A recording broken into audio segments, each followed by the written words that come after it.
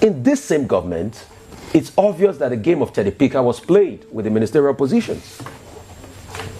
Nnaji went through the cracks. They never found anything wrong with him. The DSS never found anything wrong with him. He passed through the system.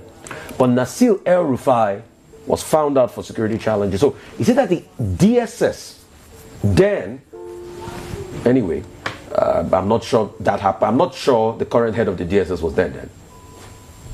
And I'm making a strong case for him because he has done well consistently. And when he has not done well, I will say it.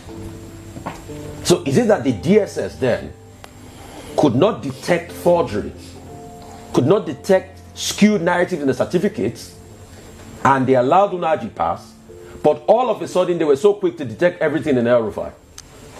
And secondly, I know the case is in court already, but who is now going to institute the case for forgery? Because it's a very grievous offense. And that's it.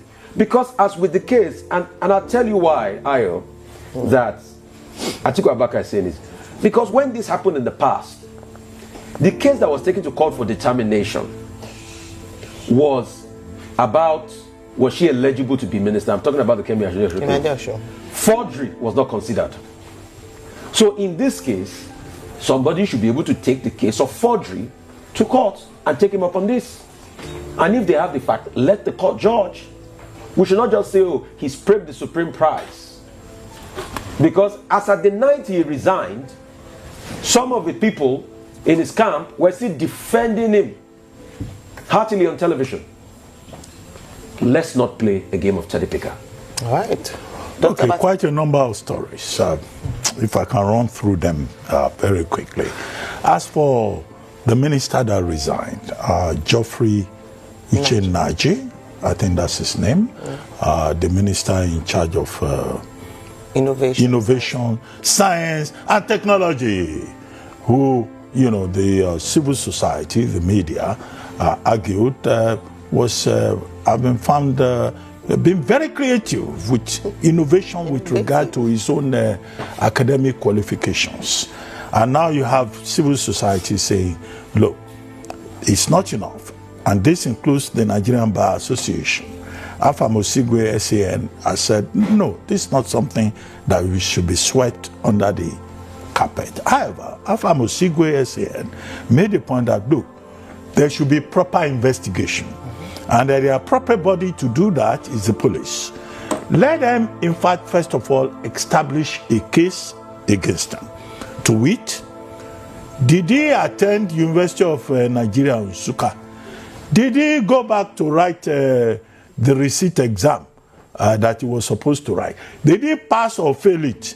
Did he collect a certificate? Now, University of Nigeria and Nsukka, we were saying yesterday, you know, has behaved in this manner, in a very embarrassing manner. The same university cannot be talking from one side, issue a letter December 31, and then come in 2025 and say it is not the case, and then the vice chancellor will say, oh, I didn't say this, I didn't say that. Look, this is supposed to be a very serious university, the premier indigenous university. That should be part of it.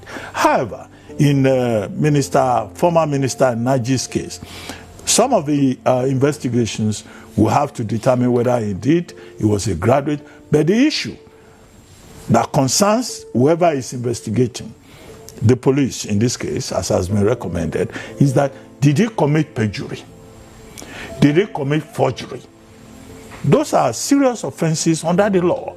And the people are saying that the matter should not be swept under the carpet. That is their concern. That we are having too many cases with certificates in this country. Whether it's about Chicago or it is about Toronto, they call it Toronto. I hear people telling me, we call it in our village Toronto. When I speak to people in Canada, they say Toronto. Anyway, that's it. That's just a side thing. You know, so the thing is, the integrity of people who lead us. Yeah. And I've made the point here that you don't need a degree to be president of Nigeria. We have had people here, you know, leading Nigeria, who did not even have a primary school certificate. They had to go and conjure it up. But within the Constitution, Section 138. In fact, if you can speak English, you can lead all of us, over 200 million of us. And that's why, you know, the more educated you are, the more shabbily you are treated by people, you know, in this country. But it doesn't matter. You can have people who do not have degrees and who are well placed. After all, Mark Zuckerberg dropped out of school, but he's not lying about it, you know, and so many other persons like that. What is the degree of the man in charge of Berkshire Hathaway? And he's doing very well. What is the qualification of Sam Altman? The thing is that people should not lie. And that's why, you know, there are issues about perjury and forgery. But there should be proper investigation, and there should be, you know, a proper establishment of the fact about whether the man himself resigned or he was pushed. So was he pushed or did he jump? But whatever it is, there must be a lesson here for all the people in Nigeria who claim to be what they are not when they go into politics. Please, the simple point is that in the Constitution of Nigeria, you don't need a degree to be anything in this country. The Constitution itself allows you to be a complete illiterate. But if you can speak English, if you attended one course, even if it is organized, a training course, and they give you one certificate, you are fine. But you will have the people of Nigeria to deal with in terms of how you govern them or you lead them. So leadership recruitment process, in my view, should be the major focus area. As for former Minister Nnaji, yes, the police can do their work, but this is Nigeria.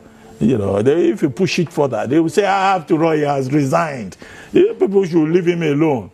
It is youthful exuberance that caused this. Do you even know whether he passed the receipt and one man from another ethnic group was victimizing him? But whatever it is, it's just about the key thing for me, about lessons to be learned.